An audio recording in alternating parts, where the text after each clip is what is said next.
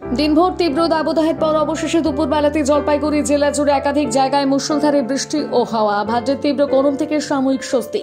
সোমবার জলপাইগুড়ি শহর সহ সমগ্র জেলা জুড়ে যখন দাবদাহ, ঠিক সেই সময় ধূপগুড়ি মহকুমার বেশ কিছু এলাকায় দুপুরে আচমকায় শুরু হয় ঝোড়ো হাওয়ার সঙ্গে মুষলধারায় বৃষ্টি। আর এতে সাময়িক স্বস্তি মেলে ভাদ্র মাসের গরম থেকে।